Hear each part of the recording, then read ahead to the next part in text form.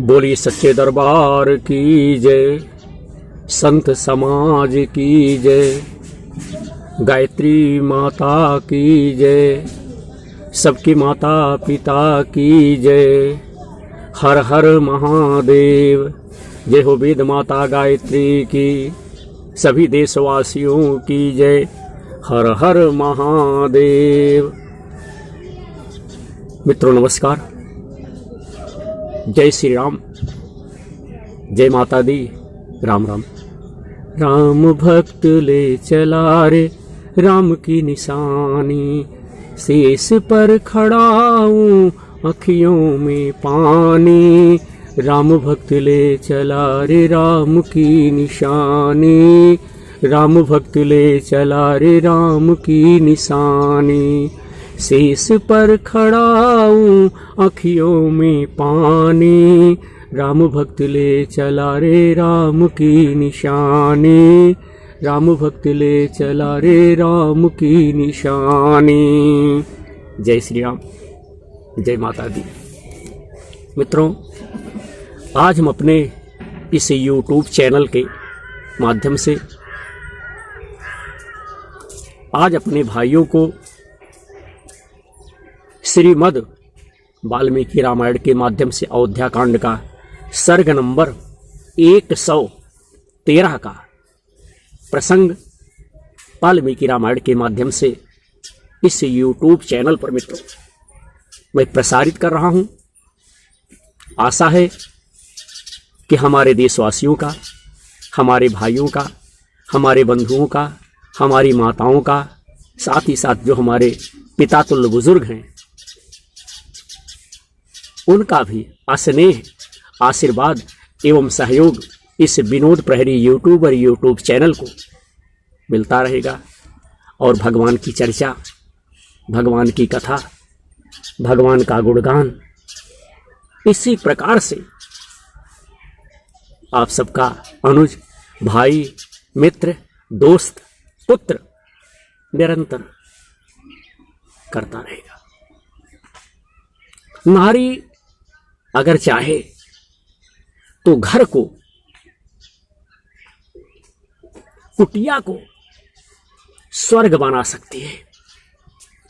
नारी अगर चाहे तो राजमहल उसे कुटिया बना सकती है। नारी अगर चाहे तो परिवार हंसी खुशी से रह सकता है, और अगर नारी चाहे तो परिवार जो है तितर बितर हो सकता है। तो नारी का बहुत बड़ा महत्व है। नारियों को चाहिए कि जिस घर में वे जा रही हैं उस घर को अपने हाथों पर लेकर के पूरी श्रद्धा, भक्ति और विश्वास के साथ सास ससुर की सेवा करनी चाहिए। तो नारी चाहे तो घर को स्वर्ग बना सकती है, और नारी चाहे तो स्वर्ग को नरक बना सकती है। आज के इस प्रसंग में अयोध्या आने के लिए, चित्रकूट से चलने के लिए भैया भरत भगवान श्री रामचंद्र जी की खड़ाऊ लेकर के चल पड़े। और चलते चलते फिरते चित्रकूट से चलते हुए भैया भरद्वाज से मिलते हुए अयोध्या को लौट आना। भैया भरत श्री रामचंद्र जी की चरण पादुका लेकर के भरद्वाज मुनि से मिलते हुए, उनसे भेंट करते हुए अयोध्या को आ गए। आज के इस प्रसंग में अयोध्या कांड श्रीमद् वाल्मीकि रामायण के माध्यम से 113 सर्ग जो है उसी पर चर्चा आपका भाई विनोद दुबे, विनोद प्रहरी यूट्यूब चैनल के माध्यम से करने चल रहा है। बोलिए सच्चे दरबार की जय, संत समाज की जय, हर हर महादेव। मित्रों, तदांतर श्री रामचंद्र की दोनों चरण पादुका जो चरणों में पहनी जाती है, वह चरण पादुका अपने मस्तक पर रख करके भरत और शत्रुघ्न बड़ी प्रसन्नता के साथ, बड़ी खुशी के साथ रथ पर विराजमान हो गए, रथ पर बैठ गए। वशिष्ठ, वामदेव तथा दृढ़ता पूर्वक उत्तम व्रत का पालन करने वाले जाबाली आदि सब मंत्री जो उत्तम मंत्रणा देने के लिए गए हुए थे, सब सम्मान सहित अयोध्या से आगे आगे चल पड़े। वह सब लोग चित्रकूट नामक महान पर्वत की परिक्रमा करते हुए, घूमते हुए परम रमणीय मंदाकिनी नदी को पार करके पूर्व दिशा की ओर चल पड़े। उस समय भरत अपनी सेना के साथ सहस्रों प्रकार के रमणीय धातुओं को देखते हुए चित्रकूट के किनारे से निकल पड़े। चित्रकूट से थोड़ी ही दूर जाने पर भरत ने वह आश्रम देखा जहां मुनिवर भरद्वाज जी निवास करते थे, और यह आश्रम यमुना से दक्षिण दिशा में चित्रकूट के कुछ निकट था।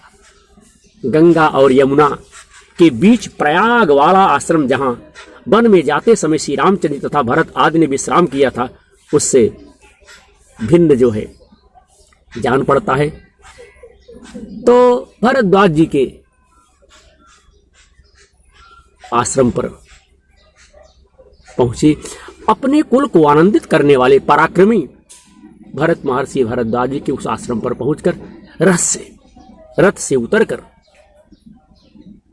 और उन्होंने उतर करके मुनि के चरणों में प्रणाम किया, नमस्कार किया।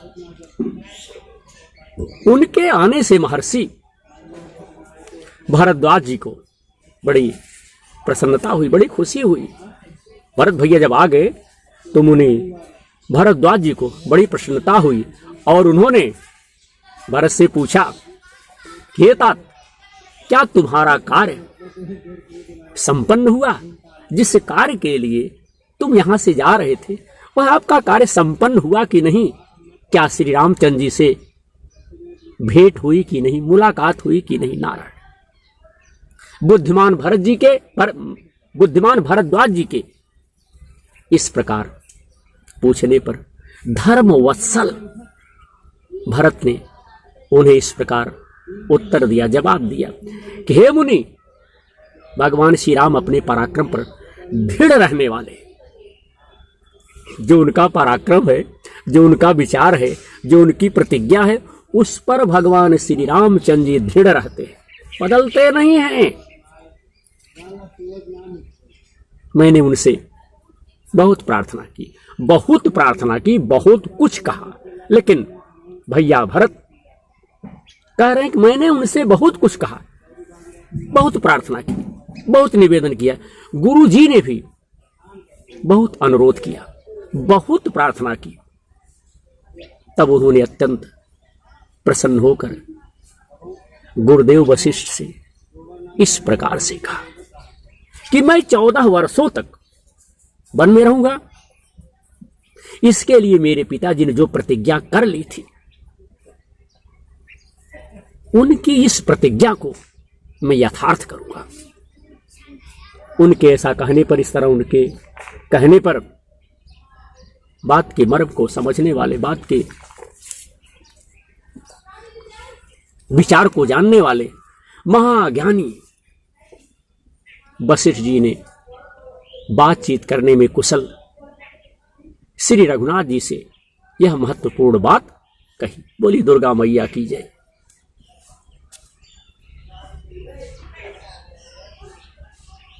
हे महाप्राज्ञ, तुम प्रसन्नता पूर्वक ये स्वर्ण भूषित पादुकाएं अपने प्रतिनिधि के रूप में भरत को दे दो और इन्हीं के द्वारा, इन्हीं की सहायता से, इन्हीं के सहयोग से अयोध्या के योगक्षेम का निर्वाह करो। गुरु वशिष्ठ जी के ऐसा कहने पर पूर्वामुख खड़े हुए श्री रघुनाथ जी ने अयोध्या के राज्य का संचालन करने के लिए ये दोनों स्वर्णभूषित पादुकाएं मुझे मुनिवर दे दी। तत्पश्चात मैं महात्मा श्री राम की आज्ञा पाकर, आदेश पाकर लौट आया, चला आया और उनकी इन मंगलमयी चरण पादुकाओं को लेकर, हे गुरुदेव, मैं अयोध्या जा रहा हूं, मैं अयोध्या के लिए जा रहा हूं। महात्मा भरत का यह शुभ वचन सुनकर, सुंदर वचन सुनकर, सुंदर बात सुन करके भारद्वाज मुनि ने यह परम मंगलमय बात कही। भारद्वाज जी ने कहा, हे भरत, तुम मनुष्यों में सिंह के समान वीर तथा शील और सदाचार की ज्ञाताओं में श्रेष्ठ हो। जैसे जल नीची भूमि वाले जलाशय में सब ओर से बाहर चला जाता है नारायण, उसी प्रकार तुम में सारे श्रेष्ठ गुण जो है भरे हुए हैं, स्थिर हैं। यह कोई आश्चर्य की बात नहीं है। तुम्हारे पिता महाबाहु राजा दशरथ सब प्रकार से उऋण हो गए, ऋणी हो गए, महान हो गए, धन्य हो गए, जिनके तुम जैसे धर्म प्रेमी एवं धर्मात्मा पुत्र हो। आप जैसे जिनके पुत्र हो, वह पिता धन्य हो जाता है, महान हो जाता है। उन महाज्ञानी महर्षि के ऐसा कहने पर भरत ने हाथ जोड़कर उनके चरणों का स्पर्श किया। फिर वह उनके जाने की आज्ञा लेने को तैयार हुए। भगवान से मिल करके भैया भरत आज चित्रकूट से चल करके भरद्वाज ऋषि के आश्रम पर पहुंचे हुए हैं और भरद्वाज जी के प्रश्नों का उत्तर हमारे भैया भरत दे रहे हैं। जय हो भरत भैया तुम्हारी। तदंतर श्रीमान भरद्वाज जी भरत ने बारंबार परिक्रमा की, मंत्रियों सहित परिक्रमा करके, प्रणाम करके मंत्रियों सहित अयोध्या की ओर चल पड़े, निकल पड़े। फिर वह विस्तृत सेना रथों, छकड़ों, घोड़ों और हाथियों के साथ भरत का अनुसरण करती हुई अयोध्या को लौट आई, अयोध्या पहुंच गई। तत्पश्चात चल पड़ी, जब लौटी तो तत्पश्चात आगे जाकर उन सब लोगों ने तरंग मालाओं से सुशोभित दिव्य नदी यमुना को पार करके पुनः शुभ सलिला गंगा जी का दर्शन किया, अपनी आंखों से गंगा जी को देखा। फिर बंधु बांधवों और सैनिकों के साथ मनोहर जल से भरी हुई गंगा के भी पार होकर वह परम रमणीय सिंगबेरपुर जा पहुंची। भैया मित्रों, सिंगबेरपुर से प्रस्थान करने पर उन्हें पुनः अयोध्यापुरी का दर्शन हुआ, पुनः अयोध्यापुरी में पहुंचे। जो उस समय पिता और भाई दोनों से विहीन थी। जब भैया भरत अयोध्या में पहुंचे, अयोध्या में आए, उस समय अयोध्या भाई और पिता से विहीन हो गई थी, अलग हो गई थी। उसे देखकर भरत ने दुख से संतप्त हो, उसे देख करके दुख से दुखित होकर के भरत सारथी से, सुमंत्र से इस प्रकार से भरत भैया ने कहा, नारायण, कि हे सारथी सुमंत्र, हे सारथी सुमंत्र जी, देखिए देखिए, अयोध्या की सारी शोभा, अयोध्या का सारा अनुराग, अयोध्या की सारी सुंदरता नष्ट हो गई है, खत्म हो गई, चली गई है, बर्बाद हो गई, समाप्त हो गई, लुट गई। अतः यह पहले की भांति, जिस प्रकार से पहले यह चमकती थी, जिस प्रकार से पहले यह सुंदर लगती थी, उस प्रकार से यह सुंदर नहीं लग रही है, उस प्रकार से प्रकाशित नहीं हो रही है। आज अयोध्या उस प्रकार से प्रकाशित जो है नहीं हो रही है। इसका वह सुंदर रूप, वह आनंद जाता रहा। अयोध्या की वह सुंदरता और अयोध्या में जो आनंद था, वह आनंद भी समाप्त होता रहा। इस समय यह अत्यंत दीन और नीरव अयोध्या आज हो रही है। अपने मंत्री से भैया भरत इस प्रकार से मित्रों, इस सर्ग में श्रीमद् वाल्मीकि रामायण का जो यह सर्ग है 113,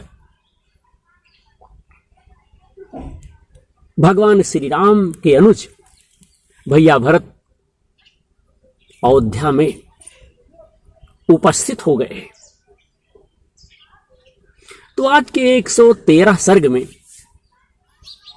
इस 24 श्लोक में जो उसका भावार्थ था, जो उसका अर्थ था, हमने विनोद प्रहरी यूट्यूबर यूट्यूब चैनल के माध्यम से मित्रों अपने से यूट्यूब चैनल पर अपलोड करने की हमने कोशिश की। आशा है हमारे बंधुओं का, हमारे मित्रों का, हमारे देशवासियों का, हमारे भाइयों का इसी प्रकार से प्यार, सहयोग, आशीर्वाद मिलता रहेगा और भगवान की चर्चा, भगवान की कथा, भगवान का गुणगान, भगवान का स्मरण आपका भाई विनोद दुबे करता रहेगा। भगवान कौशलाधीश हमारे समस्त भाइयों की सारी अभिलाषा, सारी इच्छा पूर्ण करें।